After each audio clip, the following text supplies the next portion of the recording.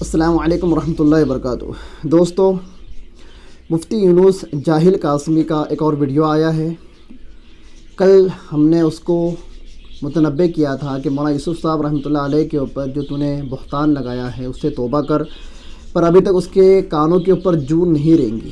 یہ کتنا ہٹ دھرم ہے اور یہ کتنا اپنی ہٹ کا پکا ہے، اس بات کا آپ اندازہ لگا سکتے ہو کہ اتنے اچھے انداز میں اس کو سمجھانے کے باوجود وہ باز نہیں آ رہا ہے۔ علماء متقدمین کے اوپر تہمتیں لگا رہا ہے اور امت کو بھڑکا رہا ہے علماء کے خلاف، اور علماء کو بھڑکا رہا ہے عوام کے خلاف۔ بہرحال آج اس کا ایک ویڈیو آیا ہے اور اس نے وہی جو پرانی باتیں ہوتی ہیں نا، جو مولانا سعد کے اوپر دارالعلوم دیوبند نے فتویٰ لگایا، مولانا سعد نے رجوع نہیں کیا، بلا بلا بلا بلا بلا، جو بکواس جو چل رہی ہے شورا کی جانب سے، جو یہ نام نہاد کے بھوکے، کرسی کے بھوکے، عہدوں کے بھوکے جو شورائی جو ملے ہیں، جو پاکستان کے ماتحت میں کام کرنا چاہتے ہیں، ان کے طرف سے جو باتیں پھیلائی جا رہی ہے، ان باتوں کو لے کر یہ واپس سے حاضر ہوا اور اس کا ویڈیو دیکھیے۔ 10 منٹ کا ویڈیو اس نے بتایا ہے۔ اب اتنا وقت نہیں کہ میں آپ کو پورا ویڈیو بتاؤں، کیونکہ میرے ویڈیو بہت زیادہ لمبے ہو رہے ہیں۔ میں نہیں چاہتا کہ میرا ویڈیو بہت زیادہ لمبا ہو، اس لیے کہ میں آپ کو یہاں پر کچھ بہت قیمتی باتیں بتانے والا ہوں۔ یہ بیوقوف بولتا ہے کہ دارالعلوم دیوبند سے ایک وفد آیا تھا نظام الدین اور مولانا سعد کو سمجھایا۔ یہ سفید جھوٹ ہے، ایسا کوئی وفد دارالعلوم دیوبند نہیں آیا، اور جس وقت دارالعلوم دیوبند سے فتوے نکلے تھے تو فتوے نکلنے تک مولانا سعد صاحب اور ان کے رفقا کو اور اہلیہ نے مرکز نظام الدین کو خبر بھی نہیں تھی۔ جو کچھ ہوا چپکے سے ہوا، پوشیدگی میں ہوا، چھپا کر ہوا۔ پھر جب فتوے جب منظر عام پر آئے تب پتہ چلا کہ سوشل میڈیا سے پتہ چلا کہ فتوے لگائے گئے۔ بہرحال دوسری بات، دارالعلوم دیوبند نے جو فتویٰ لگایا سراخوں پر، شورائی ملے میرے کو بولتے ہیں کہ میں دارالعلوم دیوبند کا مخالف ہوں۔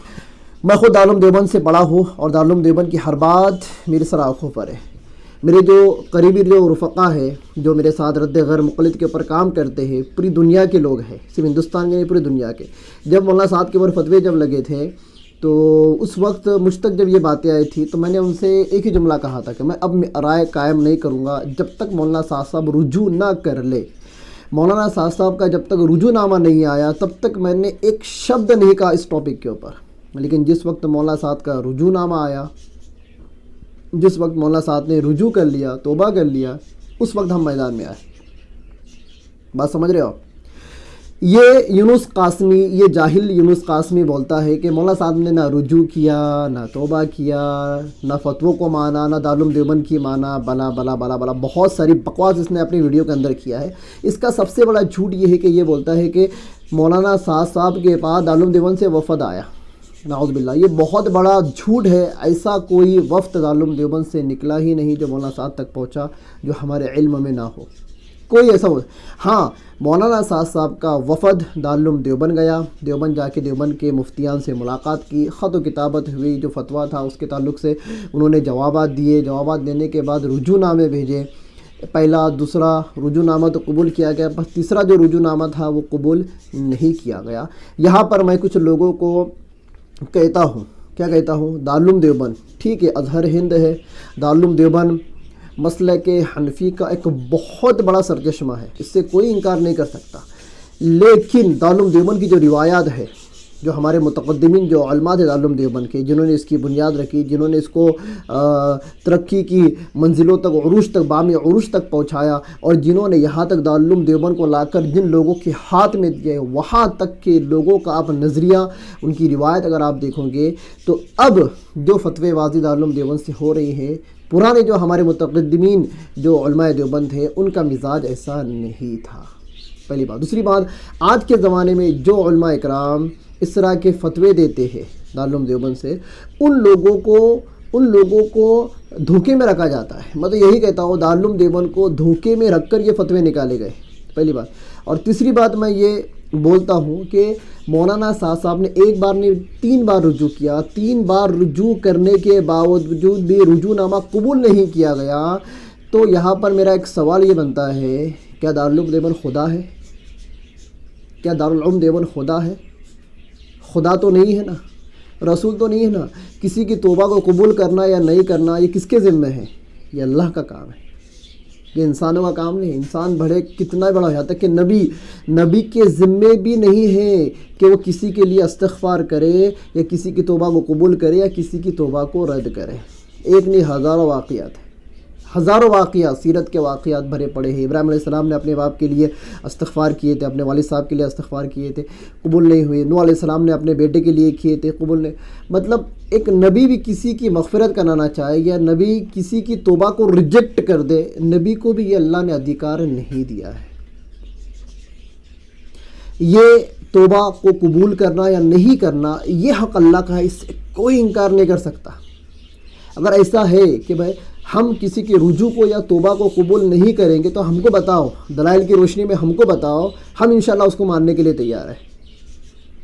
لیکن جب دارالعلوم دیوبند سے مولانا سعد صاحب نے رجوع کر لیا، ایک نہیں 3 مرتبہ رجوع کر لیا، دارالعلوم دیوبند کا کام تھا کہ رجوع کو قبول کرے اور قبول کیا ہے.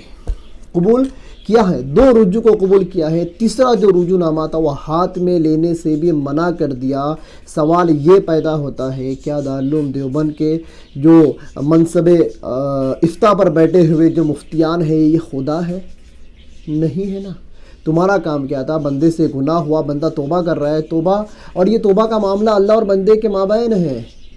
بندے سے گناہ ہو گیا، اس نے اللہ کے رجوع آنسو بہایا، توبہ کر لیا، چاہے وہ رات کے پہر میں کرے یا دن میں کرے یا سجدے میں کرے یا دعاؤں میں کرے، کسی بھی اعتبار سے دعا کرے، اللہ تعالیٰ اس کی دعا کو قبول کر لیتا ہے. تم یہ کنڈیشنز کیوں لگا رہے ہو کہ یار تم نے گناہ کیے تو گناہ کا اعلانیہ گناہ کیے تو اعلانیہ توبہ کرو؟ یہ کون سا قاعدہ ہے کہ کوئی بندہ اعلانیہ گناہ کرے تو اعلانیہ اس کو توبہ کرنا پڑے گی، کوئی پوشیدہ گناہ کرے تو اس کو پوشیدہ توبہ کرنا پڑے گی؟ یہ کون سا قاعدہ شریعت میں لے کر آ گئے تم لوگوں نے؟ بہرحال میں زیادہ اس بات پہ بولنا نہیں چاہتا. جن لوگوں کو اللہ نے عقل سلیم دی تھی، اللہ کا کرم ہے، ایک نہیں ہزاروں لاکھوں علماء اکرام آج نظام الدین سے جڑے ہوئے، جن کے سامنے حق آشکارا ہوا ہے. اور جو لوگ سیاست کے زد میں آ گئے، جن لوگوں نے دارالعلوم دیوبند کا استعمال کیا، دارالعلوم دیوبند کے مفتیان کا استعمال کیا، جن لوگوں نے دارالعلوم دیوبند کے بڑے بڑے علماء اکرام کو دھوکے میں رکھ کر ان سے فتوے نکالے، یہ جو شورائی جو لوگ ہیں، یہ شورائی جو فتنے ہیں، شورا والے فتنے ہیں، انہوں نے دارالعلوم دیوبند کو دھوکے میں رکھ کر وہاں سے فتوے نکالے، ان کو اندھیرے میں رکھا، ان کو حقیقت حال بتایا. اس کے باوجود مولانا سعد صاحب کا مزاج دیکھیے. مولانا سعد صاحب نے ایک بار نہیں کئی مرتبہ رجوع کیا. دارالعلوم دیوبند کے علماء نے اور وہاں کے جو فارغین ہیں، جو قاسمی ہیں، انہوں نے بے دھڑک مولانا سعد کو نہ جانے کیسے کیسے الفاظ سے یاد کرنا شروع کر دیا. اس کے باوجود مولانا سعد صاحب کی ایک نہیں ہزاروں کلپ میں آپ کو سنا سکتا ہوں کہ ہم تو دیوبند والے ہیں، ہم تو مسلک اہل سنت والجماعت والے ہیں، ہم تو دیوبند والے ہیں، دیوبند ہمارا مشرب ہے، دیوبند ہمارا ماخذ ہے، ہم ہر چیز میں دیوبند کی طرف، علماء دیوبند اور ان کی کتابوں کی طرف، ان کی روایت کی طرف رجوع کرنے والے. ایک نہیں میں ہزاروں کلپ آپ کو اتنے 1-2 سال کی سنا سکتا ہوں.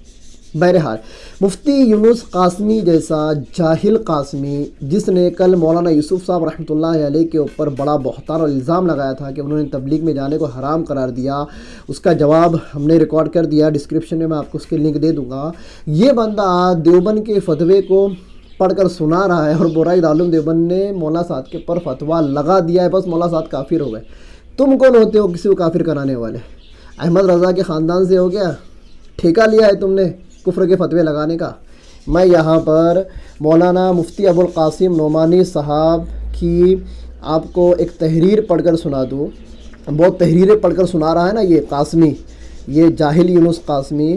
مولانا سعد صاحب نے جب دوسرا رجوع نامہ بھیجا تھا تو دوسرے رجوع نامے کو دارالعلوم دیوبند کے علماء اکرام میں سے سب سے بڑے عالم دین مفتی ابو القاسم نعمانی صاحب نے اپنے دستخط کے ساتھ اپنے دارالعلوم کے لیٹر پیڈ کے اوپر اس کو پبلش کیا تھا. دیکھیے اس کو چھپایا گیا ہے، وہ مفتی یونس قاسمی نہیں بتا رہا ہے. دوستو میں یہاں آپ کو بتا دوں کہ دیوبند سے جو فتوے نکلے اس کو تو بتایا جا رہا ہے، پر مولانا صاحب نے جو رجوع کیا اس کو نہیں بتایا جا رہا ہے. یہ دیکھیے کیا لکھتے ہیں، مکرمی جناب مولانا محمد سعد کاندلوی زید مجدکم، السلام علیکم ورحمۃ اللہ وبرکاتہ. عافیت خواہ بخیر ہے. تحریر طلب یہ ہے کہ آج بتاریخ 11 ربیع الاول 1438 بمطابق 11 دسمبر 2016 بروز اتوار جناب مولانا نور الحسن راشد کاندیلوی صاحب اور ان کے رفقا کے ذریعے آپ کی تحریر مورخہ 10 ربیع الاول 1438 موصول ہوئی، یعنی کہ مولانا سعد نے 10 تاریخ کو وہ لکھ کر ان کے ہاتھ میں دی اور وہ 11 ربیع الاول کو مولانا اپنے مفتی ابوالقاسم نعمانی کی خدمت کے اندر پہنچے۔ کیا لکھتے ہیں؟ جس میں آپ نے اپنے سابقہ بیانات سے اپنی جانب سے واضح الفاظ میں رجوع کیا ہے، فجزاکم اللہ خیر الجزاء۔ یہ مفتی ابوالقاسم نعمانی صاحب دامت برکاتہم، جو کہ محتمم دارالعلوم دیوبند کے ان کے الفاظ ہیں۔ مفتی یونس جاہل قاسمی، تجھے جاہل قاسمی ہی کہوں گا میں، تو جب دیوبند کے وہ پرانے فتوے سنا رہا ہے نا، تو یہ بھی تو پڑھ کر سنا نا، یہ بھی تو دارالعلوم دیوبند سے ہی نکلا تھا نا۔ کیا فرما رہے ہیں؟ واضح الفاظ میں رجوع کر لیا، فجزاکم اللہ خیرا، آپ کو اللہ تعالیٰ بہترین جزائے خیر عطا فرمائے۔ آپ کی تحریر اکابر اساتذہ کرام مفتیان عظام کی مجلس میں پڑھی گئی۔ حضرات اساتذہ کرام مفتیان عظام اس رجوع نامے سے مطمئن ہیں۔ یہ مختصر تحریر بطور رسید و اظہار ارسال خدمت ہے، بطور رسید کے ارسال خدمت ہے۔ انشاءاللہ دارالعلوم دیوبند کی طرف سے مفصل تحریر جلد ہی روانہ خدمت کر دی جائیں گی۔ والسلام۔ ابوالقاسم نعمانی ان کی دستخط ہے، محتمم دارالعلوم دیوبند، اور نیچے تاریخ ہے 11 ربیع الاول 1438۔ ٹھیک ہے۔ اب کئی دن تک جیسے کہ مولانا مفتی ابوالقاسم نے کہا تھا کہ دارالعلوم دیوبند سے آپ کو اطلاع دے دی جائیں گی، کیا اس کے آخری الفاظ کیا تھے؟ انشاءاللہ دارالعلوم کی طرف سے مفصل تحریر جلد ہی روانہ خدمت کر دی جائیں گی، جلد ہی روانہ خدمت۔ آج تک روانہ خدمت نہیں کی گئی۔ پھر کیا ہو گیا؟ مولانا سعد صاحب نے ایک تیسرا رجوع بھیجا، یہ مکمل ایک تفسیر ہے، انشاءاللہ اس پر میں ایک ویڈیو بناؤں گا۔ بعد میں مولانا دارالعلوم دیوبند کی طرف سے یہ مطلب ڈیمانڈ ہونے لگی کہ بنا تعویل و توجیہ آپ کیا کریں، رجوع کریں۔ تو بلا توجیہ و تعویل مولانا سعد صاحب نے رجوع کیا۔ یہ رجوع نامہ بھی سوشل میڈیا کے اوپر PDF کی شکل کے اندر موجود ہے، لیکن مفتی جاہل منافق قاسمی، مفتی یونس جاہل منافق قاسمی جیسے لوگ حق لوگوں کو نہیں بتاتے۔ یہ حق ہے، اس کو بتاؤ نا۔ آج میں بھی دیوبند سے فارغ ہوں، میں سینہ ٹھوک کر بتا رہا ہوں حق، تم بھی سینہ ٹھوک کر بتاؤ نا۔ یا ایھا الذین آمنوا قووا قوامین بالقسط شہداء للہ، اللہ کے لیے جب تم کو گواہی دینے کا جب موقع ملے تو کیسے کھڑے رہو؟ قوامین، مضبوطی کے ساتھ۔ ولو علی انفسکم، اگر وہ گواہی تمہارے خلاف کیوں نہ ہو، او الوالدین او الاقربین، تمہارے والدین یا قریبی رشتہ داروں کے خلاف کیوں نہ ہو گواہی۔ یہ کون کہہ رہا ہے؟ اس وجہ سے شریعت نے بیٹے کی گواہی باپ کے حق میں اور باپ کی گواہی بیٹے کے حق میں قابل قبول نہیں مانی ہے۔ بیٹا ہے باپ کی محبت میں تو جھوٹی گواہی دے سکتا ہے، باپ ہے بیٹے کی محبت میں جھوٹی گواہی دے سکتا ہے۔ یہ ایک فقہ کا باب ہے، کوئی اگر اعتراض کرنا چاہے تو انشاءاللہ میں اس کا بھی جواب دوں گا کہ بیٹے کی گواہی باپ کے حق میں قبول کیوں نہیں ہے شریعت کے اندر۔ ایک محبت کا مسئلہ ہے نا، بیٹا ہے کا حقیقی خون ہے، تو بیٹا اپنے باپ کے خلاف کبھی گواہی دیں گا ہی نہیں۔ بیٹا تو یہی چاہیں گا کہ میں میرے باپ کو بچا لوں۔ اگر باپ کسی گناہ کے اندر ملوث ہو جائے، شرعی عدالت کے اندر اس کو اگر گواہی پیش کرنا پڑے تو بیٹا وہاں پر باپ کا دفاع کرے گا، باپ کے حق میں گواہی دیں گا، باپ کے خلاف گواہی نہیں دیں گا۔ اس لیے فقہاء نے لکھا ہے کہ ایسا موقع آ گئے کہ کسی مقدمے کے اندر گواہ بیٹا ہو اور مجرم باپ ہو، کٹہرے کے اندر باپ ہو، تو بیٹے کی گواہی قابل قبول نہیں، بیٹے کے علاوہ 2 افراد چاہیے، 4 افراد چاہیے۔ بہرحال وہ الگ ٹاپک ہے۔ تو مفتی یونس قاسمی، میں آپ کو کہتا ہوں کہ آپ نے جب ساری چیزیں پڑھ کر عوام کو سنائی تو یہ پڑھ کر تمہارا باپ سنائے گا؟ تمہارے باپ نے تم کو اتنی بھی عقل نہیں سکھائی کیا لکھی ہے؟ دیکھو مولانا سعد کا آخری رجوع نامہ، اس کے بعد مولانا سعد صاحب کی دارالعلوم دیوبند کی خط و کتابت اینڈ ہو گئی، ختم ہو گئی۔ کیوں ختم کرے؟ پہلے سن لو کیا کہا۔ السلام علیکم ورحمۃ اللہ، بخدمت جناب مفتی ابوالقاسم صاحب دامت برکاتہم، امید ہے کہ مزاج عالی بخیر ہوں گے۔ آج جناب کا خط موصول ہوا جس میں آج جناب نے بندے کو بلا تعویل و توجیہ رجوع کرنے کا حکم دیا ہے۔ بندے کو حضرات علماء دارالعلوم دیوبند پر مکمل اعتماد ہے اور حضرت موسیٰ علیہ السلام کے کوہ طور پر تشریف لے جانے والے واقعے میں بندہ اپنے تمام بیانات سے بلا تعویل و توجیہ رجوع کرتا ہے اور آئندہ اس کے بیان کرنے سے انشاءاللہ مکمل اجتناب کرنے کا پختہ ارادہ کرتا ہے۔ اللہ تبارک و تعالیٰ اپنے حفظ و امان عطا فرمائے، آمین۔ فقط و سلام۔ بندہ محمد سعد، بنگلے والی مسجد، حضرت نظام الدین دہلی، 4 جمادی الاولیٰ 1438 بمطابق 2 فروری 2017۔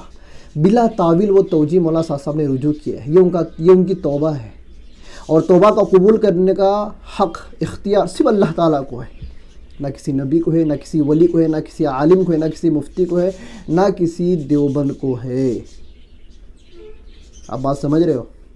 میں دیوبند کے خلاف نہیں ہوں، پر تم دیوبند کو اپنے مطلب کے لیے استعمال کرو گے نا، پھر میں تمہارے خلاف۔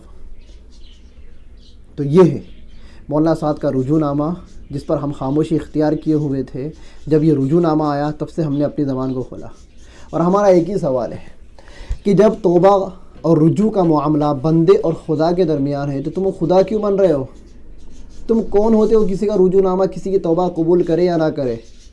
تو یونس جاہل قاسمی بن کر، یہ اپنی بکواس بن کر فون کیا تیرے کو 2 مرتبہ، تو نے فون بھی نہیں اٹھایا، اور واقعی میں تیرے اندر تھوڑا بھی علم ہے نا، یہ لکیر کا فقیر منا بن کر تھوڑا سا علم اگر تیرے اندر ہے تو دلائل سے بات کر مجھ سے۔ میں میری ہر ویڈیو کے اندر اپنا جی میل آئی ڈی اور اپنا نمبر ڈالتا ہوں، میرے چینل کے ہر ویڈیو میں میرا نمبر ہوتا ہے۔ میں ایسا منافقوں کی طرح کام نہیں کرتا ہوں، منظر عام پر آ کر سینہ ٹھوک کر مردوں کی طرح کام کرتا ہوں۔ پیچھے چھپ کر وار کرنا اور لوگوں کے کندھے استعمال کرنا، یہ میرے کو نہیں آتا ہے، یہ گجراتیوں کا آتا ہے۔ یہ گجراتی لوگ صرف تمہارے کیا کر رہے ہیں، یہ شورا والے صرف تمہارے کندھے استعمال کر رہے ہیں، خود سیفٹی ہے، کھا رہے پی رہے مست عیش کر رہے، ساری دنیا میں پھر رہے، اور تم لوگوں کو استعمال کر رہے، بدنام تم ہو رہے ہو۔ تو بھائی اللہ کے واسطے ذرا عقل پکڑ، اور یہ جو فالتو گیری جو تو یوٹیوب پر کر رہا ہے نا، اس کو بند کر۔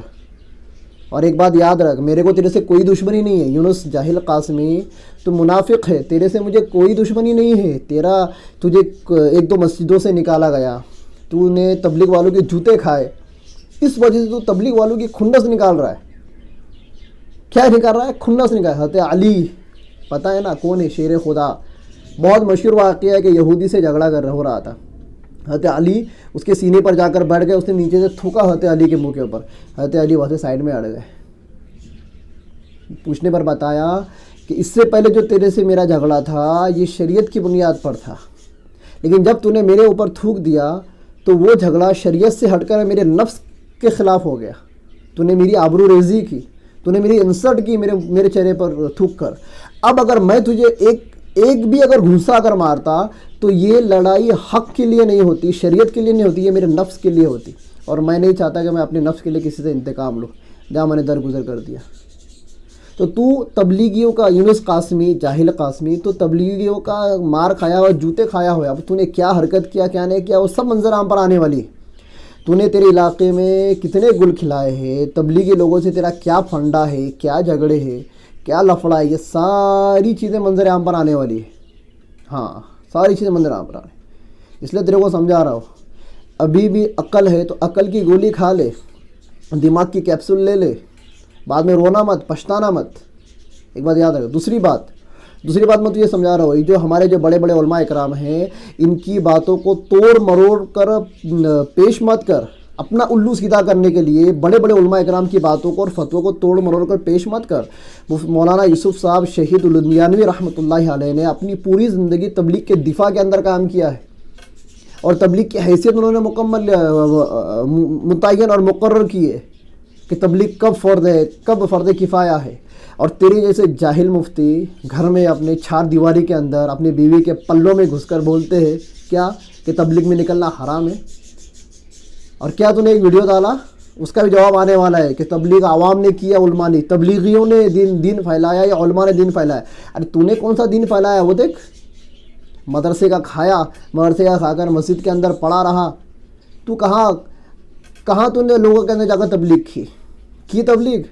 تو نکلا کبھی اللہ کے راستے میں؟ ارے تو اللہ کے راستے میں نہیں نکلا نا، اس لیے تجھے یہ دعوت اور تبلیغ کی مبارک محنت کا علم نہیں ہے، اس کا تجربہ نہیں ہے، اس کا ایکسپیرینس نہیں ہے۔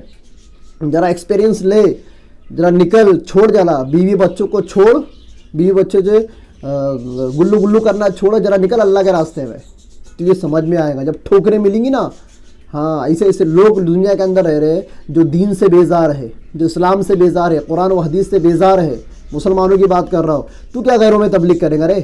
تو کیا کر، اور تو غیروں کو خوش کر رہا ہے، تو آر ایس ایس والوں کو خوش کر رہا ہے. یہ آر ایس ایس والوں کی پوری محنت یہ ہے کہ تبلیغ کا کام ختم ہو جائے. غیر مقلدوں کی یہ فکر ہے، بریلویوں کی یہ فکر ہے، شیعہ لوگوں کی یہ فکر ہے کہ تبلیغ کا کام ختم ہو جائے، اور تو ان کا پٹو بن گیا، تو ان کا کیا بن گیا؟ چھیلا بن گیا. ارے غیروں کا کام آسان کیوں کر رہا ہے؟ تیرے جیسے مفتیوں کو، تیرے جیسے لوگوں کو قوم کے غدار کہا جاتا ہے. تو قوم کا غدار ہے. تو کون ہے؟ قوم کی بھلائی کے لیے تو نے کچھ نہیں کیا، بس قوم کے اندر فتنہ پھیلا رہا ہے. اس لیے بیٹا دارالعلوم دیوبند کا جو فتویٰ جو بھی تھا نا، اس سے سب رجوع سب ہو چکا ہے. اب مسئلہ ہے عہدے کا. شورا والوں نے جو پہلی شرط رکھی تھی نا، جو قرارداد جو نکلی تھی رائے ونڈ سے، کہ مولانا سعد صاحب باری باری یہ شورا کے احباب کو فیصل منتخب کر لے، مان لے. ابراہیم دیولہ کو بھی امیر بنایا، احمد لاٹ کو بھی امیر بنایا، یہ فلاں پروفیسر کو امیر بنایا، وہ ڈاکٹر کو امیر بنایا، اس کو امیر بنایا. یہ تمہاری جنگ جو ہے نا، یہ کرسی کے لیے ہے. کس کے لیے؟ کرسی کے لیے ہے. مولانا سعد کو تم نے ہر اعتبار سے ایکسپوز کرنے کی کوشش کی، لیکن تم ہر بار ناکام ہوئے ہو. ہر بار ناکام. میری زبان مت کھولو. جتنا کچھ کہنا تھا میرے یوٹیوب چینل کے اوپر سارے ویڈیو موجود ہیں. اور تو نے ایک چیز کی طرف اشارہ کیا. کیا اشارہ کیا؟ کہ مولانا سعد بولتے کہ جو لوگ تعلیم پر اجرت لیتے ہیں وہ زناکار کے بعد جنت میں، زناکار ان سے پہلے جنت میں جائیں گے. ارے یہ قول کس کا ہے؟ اس کے اوپر میرا مکمل ویڈیو ہے، میں ڈسکرپشن میں اس کی لنک دے رہا ہوں، پورا ویڈیو ہے. یہ قول کس کا ہے؟ یہ مولانا سعد صاحب کا قول نہیں ہے، یہ عمر بن خطاب رضی اللہ تعالیٰ عنہ کا قول ہے. ذرا مطالعہ کر بیوقوف. جب نہیں پتہ نا، جب علم نہیں نا، اپنا منہ نہیں کھولنا چاہیے. یہ دو انچ کی زبان اس وقت کھولنی چاہیے. تجھے افتاء میں تیرے مفتی استادوں نے سمجھایا نہیں کہ تیرے کو؟ تیری تربیت نہیں ہوئی کیا؟ ارے زبان کب کھولنا؟ جب تمہارے پاس دلائل ہو. اور کوئی بھی چیز جب آئی تمہارے پاس، لکیر کا فقیر بن گیا، آمنا صدقنا بول کے اس کے اوپر عمل کر لینے کا، اس کو فارورڈ کرنے کا، وائرل کرنے شروع کر. ارے تحقیق تو کر. ملک کے تو جتنی باتیں مولانا سعد صاحب کی طرف منسوب کی جا رہی کہ انہوں نے مولانا موسیٰ علیہ السلام تعلق سے ایسا کہا، اور صحابہ کے تعلق سے ایسا کہا، ہدایت کے بارے میں ایسا کہا کہ اللہ کے ہاتھ میں ہدایت نہیں ہے، جتنی بھی باتیں، اصحاب کہف کے کتے کو شیر کہا، یہ کہا ہوگا، جتنے بھی اعتراضات ہیں، ذرا ان کا مطالعہ کرنا. وہ ساری باتیں تفسیروں کے اندر موجود ہے بیوقوف. ساری باتیں تفسیروں میں موجود ہے. اگر مولانا سعد کے اوپر کفر کے فتوے، گمراہی کے فتوے لگا رہے ہو نا، تو ان تفاسیر کے لکھنے والوں کے اوپر گمراہی کے فتوے لگاؤ. لیکن نہیں، ہم کو تو بس مولانا سعد سے دشمنی ہے، اس لیے کہ مولانا سعد کے لوگوں نے ہم کو جوتے مارے ہیں. تو جوتے تو کھاتا رہے گا. اگر جوتے کھا کر بھی تجھے عقل نہیں آئی نا، تو زندگی بھر جوتے کھاتا رہے گا. تو کم سے کم اپنے بال بچوں کے بیوی کو فکر کر. ان کو ایسا باپ اور ایسا شوہر نہیں چاہیے جو لوگوں کی جوتے کھائے. بہرحال جو بتانا تھا میں نے بتا دیا. انشاءاللہ دارالعلوم دیوبند سے جو خطر و کتابت جو ہوئی ہے مولانا سعد کی، اور جتنے بیانات کے اوپر اعتراضات ہوئے، سارے بیانات کے اعتراضات انشاءاللہ میں اثر نو ریکارڈ کر کے امت کے سامنے لانے والا ہوں. پھر ملتے ہیں انشاءاللہ اگلے ویڈیو میں. تب تک کے لیے خدا حافظ، اللہ حافظ، السلام علیکم ورحمۃ اللہ وبرکاتہ.